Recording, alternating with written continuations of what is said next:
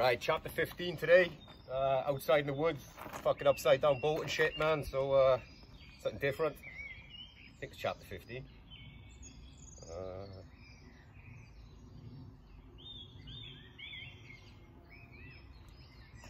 Yeah, chapter 15. Monday mornings in work meant one thing: power hours. As the bank didn't complete lending application on the weekend, we had massive push for sales on the next working day to make up the wasted sales of the weekend. A power hour was basically a centre-wide competition to see who could sell the most of the bank's shit products to the customers. The power hours was a 1 hour time frame. Due to the bank's greed, they were called power hours, but they normally went on for 2 hours. The prize to be won consisted of two things: alcohol or finishing work early.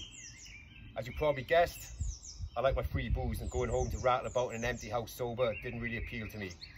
Although, if the alcohol wasn't on offer and there was a shit selection of alcohol for my palate to enjoy, I would take the time off and head to the pub. Loads of people were deadly serious about winning these power hours.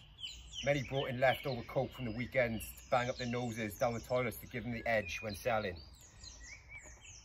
You call a major worldwide financial institution only to be greeted by a motor-mouth cocaine freak trying to sell you any piece of shit lending product, while at the same time completely sidestepping the customer's original reason for calling. You couldn't make this shit up. It was madness. I personally never used cocaine in work. I was already a social hand grenade, and to be honest with you, I didn't need it. I was a fucking good salesperson naturally. That's not being arrogant or big-headed, it's just facts. Check out my stats, check my numbers, check my competition history, check my compensation history, ask my fucking customers. I didn't fuck around and would regularly outsell the whole team put together, even with a stinking hangover. Pac-Man headed to the toilets with Sadie, our team's wild child. Sadie was like me, as in she hated her job but was really fucking good at it. She went for a usual pre-power hour line of Charlie and took Pac-Man with her. I don't know if they'd already or not, but these two had to fuck. Sexual chemistry between two young people was sometimes actually awkward to be around, and I told Sadie a few times just to take him home was fuck his brains out. They both returned from the toilets laughing and chatting shit, high on terrible cocaine that was underpriced, so it was shit. 10:55 and Leighton gives the usual power hour buzz meeting and motivational speech.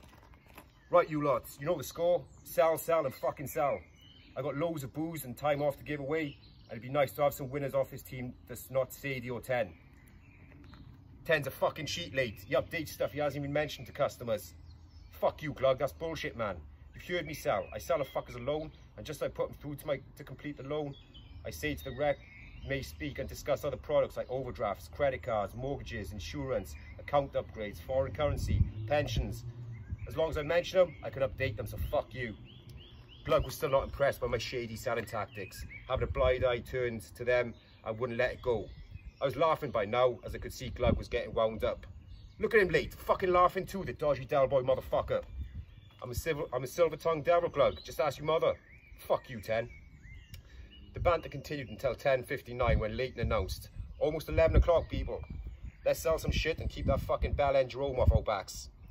When everyone takes their first call, it's just like being a kid in a sweet shop, as we're all rushing to sell any bit of shit just to get the first one on the board. Sadie was flying already and racked up 3 sales off her first call. I needed to sort my shit out and catch up quick. I looked over and see Pac-Man was red and sweating like fuck. Not used to taking coke, and especially not in work, he started having a panic attack. Hey Pac-Man, you good? You look fucked, mate. Drink some water. Keep your head down. My medical advice didn't work as Pac-Man turned his worried face to me and started to quietly freak out. Fucking hell, 10. I've done it now, coked up in work. They'll fucking sack me. I'm fucked, 10. I'm fucked. You're not fucked, mate. About 20% of the floor's on some sort of fucking chemical stimulant for this power hour. Just keep your fucking head down. You'll be good in 20 minutes, bud. I couldn't think of anything else to say, but it didn't calm Pac-Man down as this panic continued. Jesus Christ, what the fuck? Leighton could hear Pac-Man talking, but couldn't make out what he was on about. Pac-Man, you okay? What's up? Who are you talking to? Pac-Man didn't hear late. All he carried on was with Jesus Christ, Jesus Christ. Jesus! You got fucking Jesus on the phone. Ask me if he wants a fucking credit card, mate. Leighton's easygoing manner and jokes calmed the situation as we all had a bit of a cathartic laugh to ease the tension. Pac-Man regained his composure and completed the power hour. Managed to sell absolutely fuck all. Sadie won the time off as per usual. I was actually already packing his stuff to go home halfway through the competition. Glug won the booze and took great pleasure in winding me up about it for the rest of the afternoon. Fuck you, Dal boy, couldn't cheat your way to the booze this week, eh? Glug and me were good pals and loved the banter. I had to let you win sometimes, Glug. Don't want to be accused of bullying you, you fucking stoner. Glug may have won the booze, Sadie may have won the time off, but I got to speak to Mrs. Vidig. And if I got given the choice again, I wouldn't change it. Well, I would have changed my seat so I didn't have to look after our baby Scarface having a cocaine meltdown. Life is about opportunities and keeping your eyes open and your ears for these times. Some people are too busy trying to talk through their own perception of self-importance to actually listen to a different point of view, a different story, a new opportunity. Not me.